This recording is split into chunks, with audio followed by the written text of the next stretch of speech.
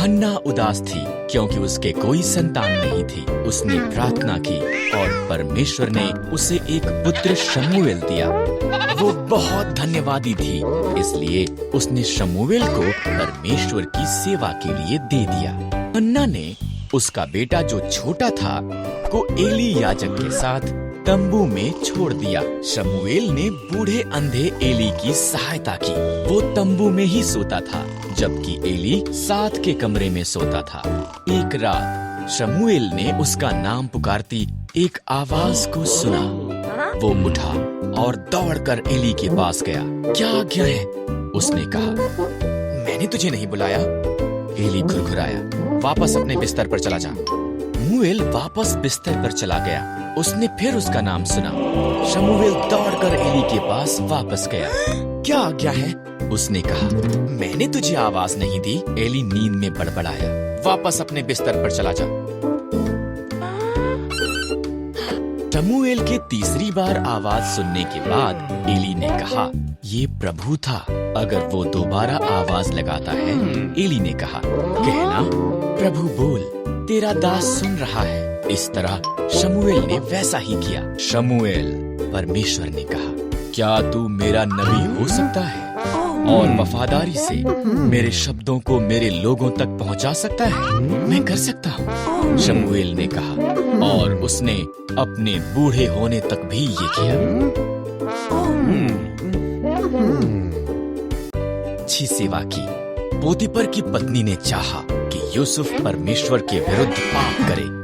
यूसुफ ने इनकार कर दिया, इसलिए उसने उसके बारे में झूठ बोला।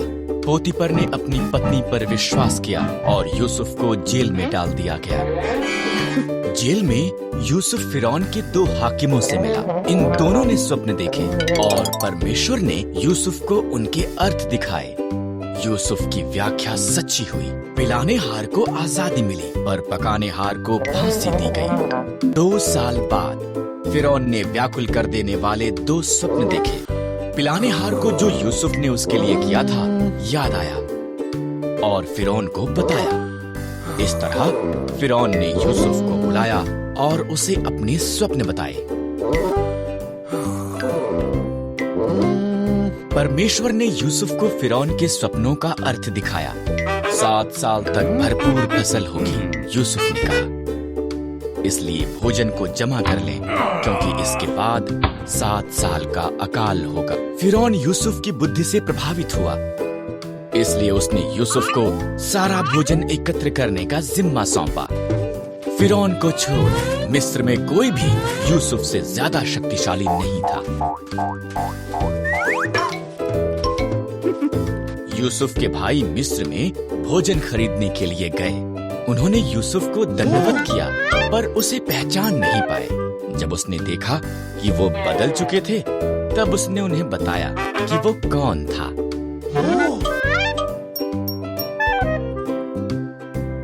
भाई भयभीत हो गए थे। तुम लोगों ने मेरे लिए बुराई का विचार किया, यूसुफ ने कहा, परंतु परमेश्वर ने उसे भलाई के लिए प्रयोग किया। हमारे पूरे परिवार को मिस्र में ले आओ, हमारे पास खाने के लिए भरपूर होगा। एस्तेर फारस की रानी थी, यहाँ तक कि उसका पति राजा क्षयर्ष उसके रहस्य को नहीं जानता था। एस्तेर यहूदी थी। एस्तेर का रिश्तेदार मोर्दकै महल में कार्य करता था और उसकी देखभाल भी करता था। राजा क्षयर्ष के सलाहकार हामान ने एक बड़े इनाम को प्राप्त किया। वो बहुत घमंडी था। मोर्दकै के सिवा हर कोई उसके आगे सिर झुकाते थे। हामान अपमानित हुआ। उसने मोर्दकै और सभी यहूदियों को मारने की प्रतिज्ञा की।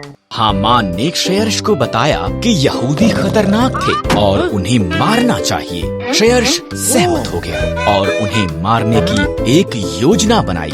मोर्दकै डर गया था और रानी एस्तेर को ये संदेश भेजा, राजा के मन को बदल।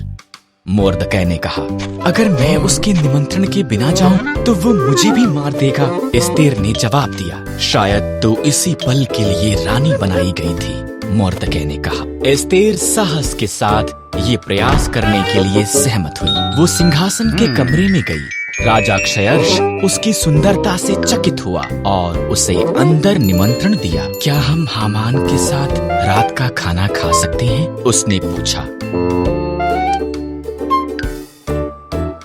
हामान उसके पिछले आंगन में एक बड़े खंभे का निर्माण कर रहा था। उसने इस पर मोर्दकै को मारने की योजना बनाई थी। तब राजा का निमंत्रण आया, इसलिए हामान रात के खाने के लिए महल में गया। एक मनुष्य मुझे और मेरे लोगों यहूदियों को मारना चाहता है, एस्तेर ने राजा क्षयर्ष को बताया। कौन ऐसी बात करेगा? उसने पूछा। दुष्ट हामान, एस्तेर रोई। हामान, सिपाहियों, उसे मार दो। इस तरह हामान उसी खंभे पर टांग दिया गया जो उसने मोर्दकै के लिए निर्माण किया था। एस्तेर के कारण यहूदी बचाए गए थे। उन्होंने एक बड़ा त्योहार मनाया जिसका वो आज तक भी जश्न मनाते हैं। एक गर्जता बचाव।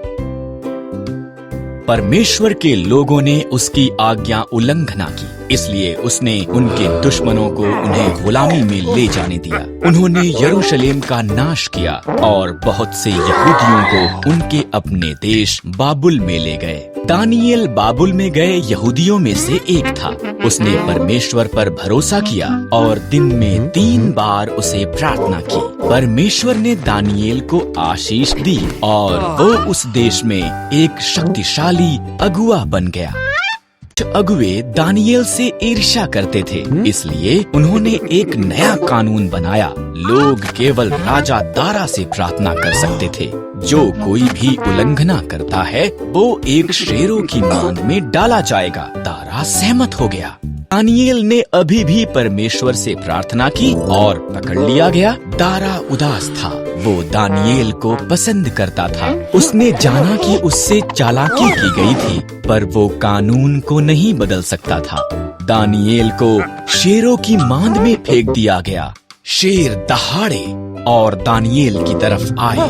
तब एक स्वर्गदूत पहुंचा। परमेश्वर ने उसे भेजा था। स्वर्गदूत ने शेरों का मुंह बंद कर दिया। दानियेल ने बिना किसी नुकसान के वहां पर रात बिताई।